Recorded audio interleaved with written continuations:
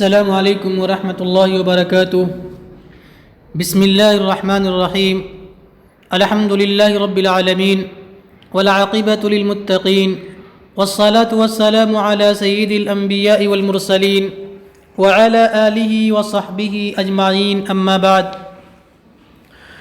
قال، فرمایا، ولا يقتل الرجل بعبده ولا مدبره ولا مكاتبه ولا بعبد ولده لأنه لا يستوجب لنفسه على نفسه القصاص ولا ولده عليه۔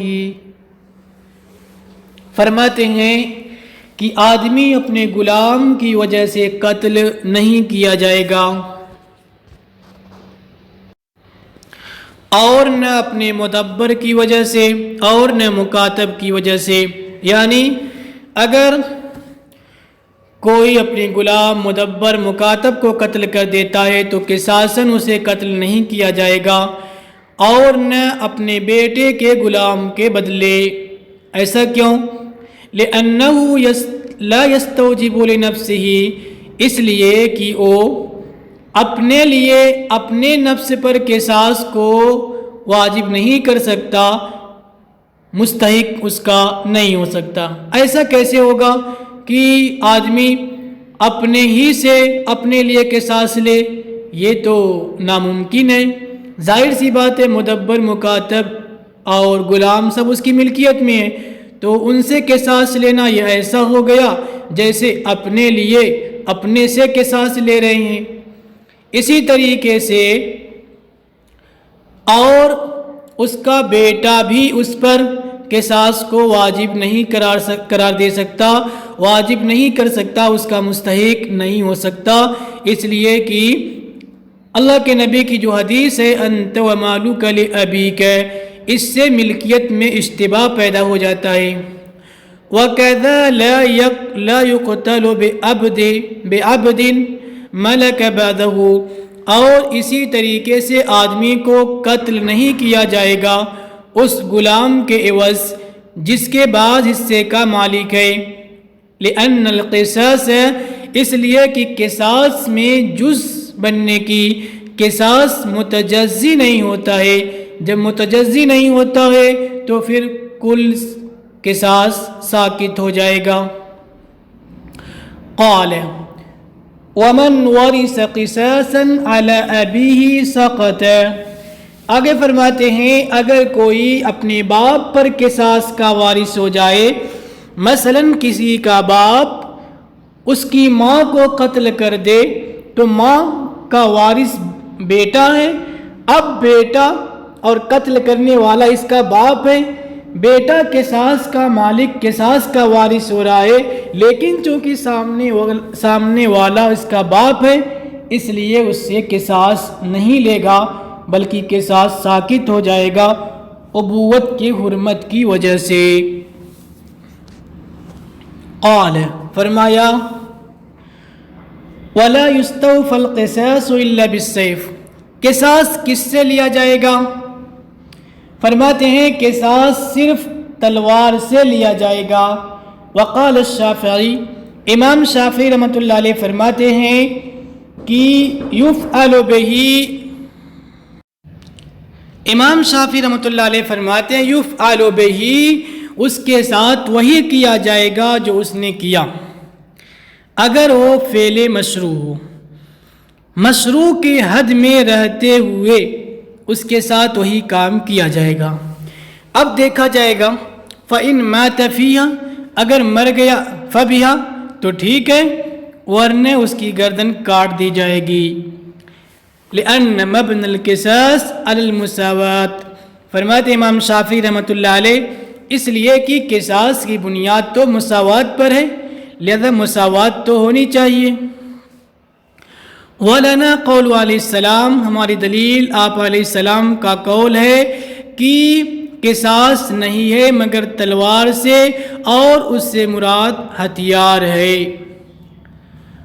دوسری چیز وَلِأَنَّ فِي مَا ذَهَبَ إِلَيْهِ، اور اس لیے کہ جس طرف امام شافعی رحمۃ اللہ علیہ گئے ہیں اس میں زیادتی کو وصول کرنا ہے، لو لم يحصل المقصود، اگر مقصود حاصل نہ ہو اس فعل سے جو اس کے ساتھ جو اس نے کیا.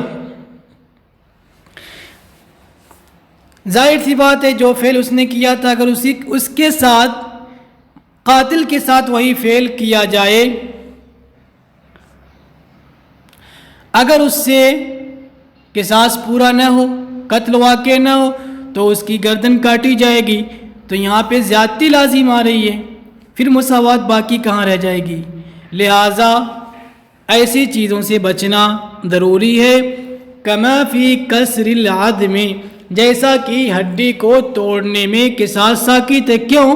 اس لیے کہ یہاں پر اگر قصاص کو واجب کرتے ہیں، یہاں پہ ہڈی دانت والی ہڈی کو چھوڑ کر دوسری ہڈی مراد ہے.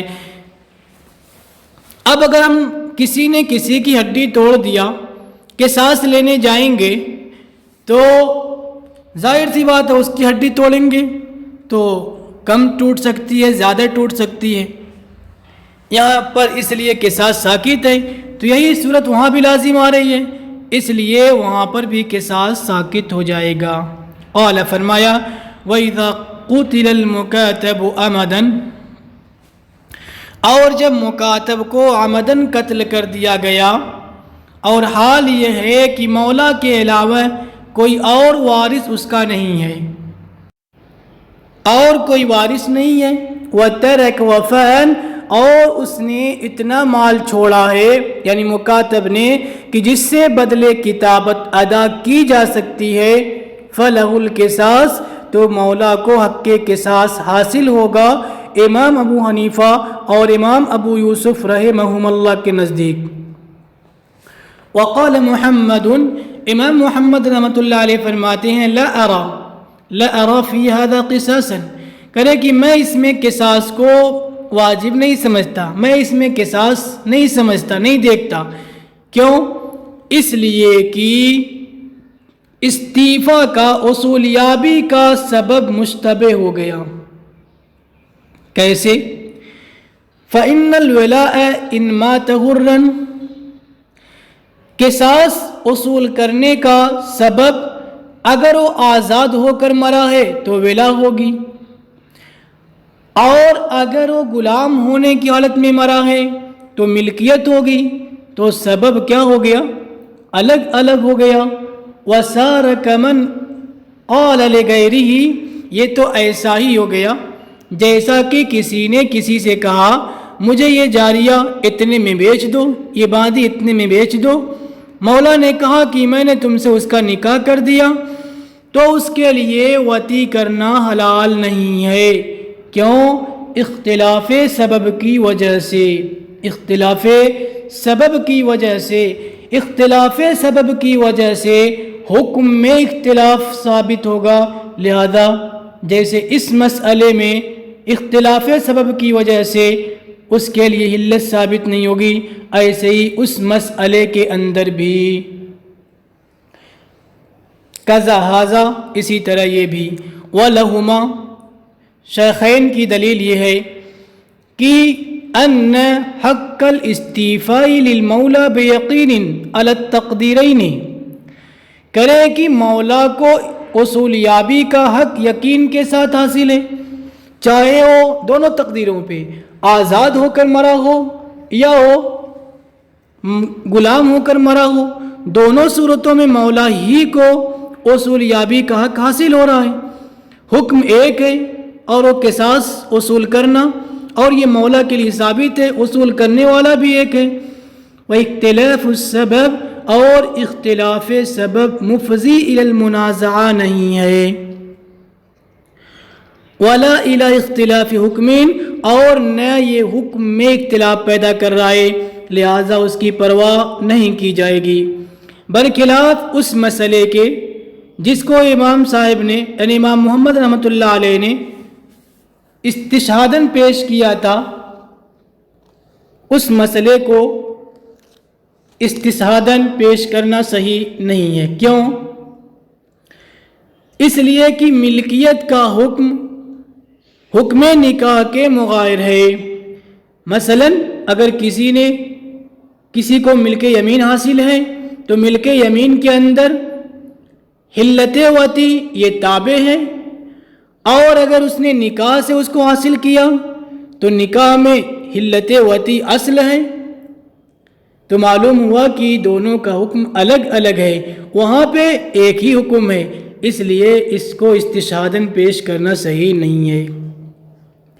آگے فرماتے ہیں وَلَوْ تَرَكَ وَفَاءً وَلَهُ وَارِثٌ، اگر اس نے اتنا مال چھوڑا جس سے بدلے کتابت ادا کی جا سکتی ہے، اور حال یہ ہے کہ مولا کے علاوہ اور بھی اس کے وارث ہیں، تو کرے قصاص نہیں ہوگا۔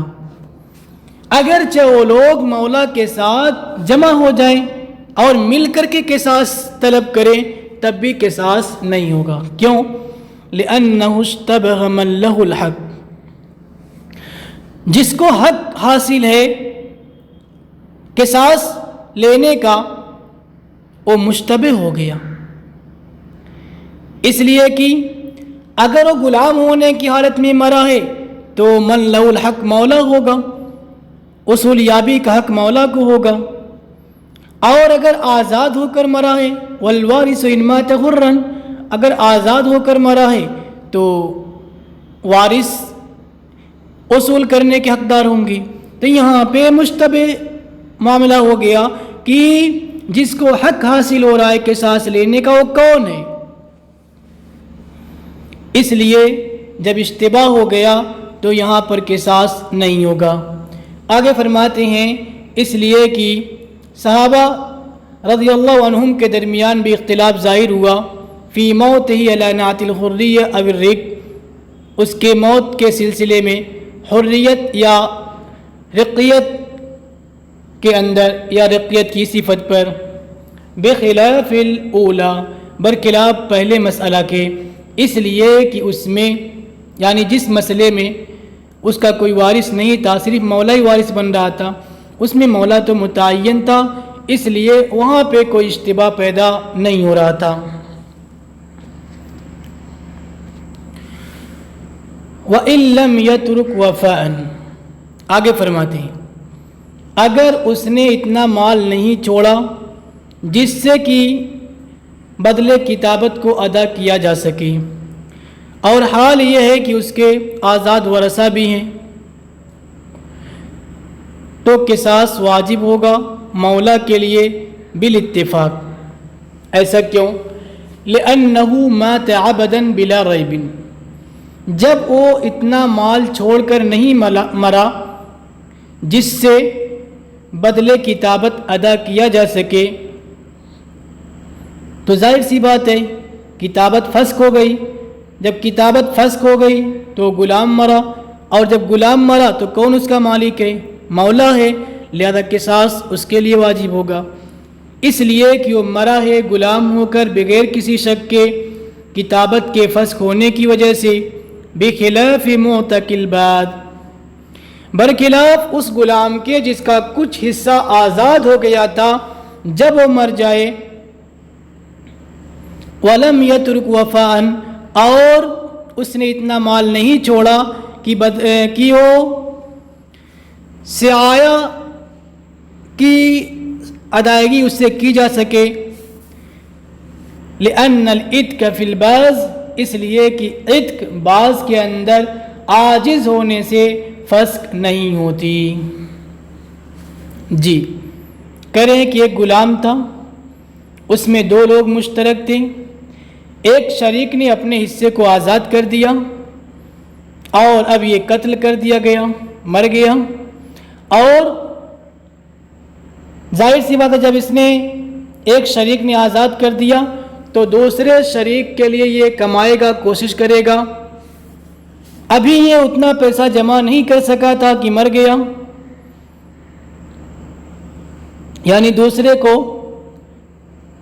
جو اس کی جتنی ادائیگی واجب تھی اتنی ادائیگی سے پہلے ہی وہ مر گیا، تو اب کہہ رہے ہیں کہ یہ مسئلہ اس مسئلے کے خلاف ہے، اس لیے کہ یہاں پہ آزادی تو فسخ نہیں ہوگی، جب ایک حصہ آزاد ہو گیا ہے اب وہ مرنے سے سعایا ادا کرنے سے عاجز ہو گیا تو اس کی وجہ سے آزادی تو فسخ نہیں ہوگی، لہٰذا اب کچھ حصہ آزاد بچا، کچھ حصہ غلام بچا، تو یہاں پر قصاص واجب نہیں ہوگا۔ وَإِذَا قُتِلَ عَبْدُ الرَّهْنِ، اور جب رہن میں رکھے ہوئے غلام کو قتل کر دیا جائے مرتہن کے قبضے میں، تب بھی قصاص واجب نہیں ہے، یہاں تک کہ راہن اور مرتہن جمع ہو جائیں، اس لیے کہ مرتہن لا ملک لہو، مرتہن تو اس کا مالک ہے نہیں، لہذا اس کا ولی بھی نہیں ہوگا، اس کو ولایت بھی نہیں حاصل ہوگی جب اس کا مالک نہیں ہے تو۔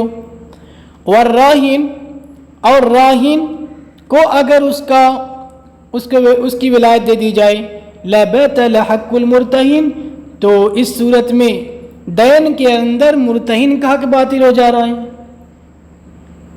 یعنی دونوں صورتوں میں سے آپ کس پر عمل کریں گے؟ مرتہن مالک ہے نہیں کہ اس کو ولایت ملے گی، اور اگر راہن کو ولایت دے دیتے ہیں تو مرتہن کا حق دین میں باطل ہو جائے گا، لہذا دونوں کے اجتماع کی شرط لگائی جائے گی تاکہ مرتہن کا حق اس کی رضامندی سے ساقط ہو جائے۔ السلام علیکم ورحمۃ اللہ وبرکاتہ۔ السلام عليكم. لا تنسوا الاعجاب بالفيديو والاشتراك في القناة تشجيعا لنا لنستمر بنشر المزيد إن شاء الله.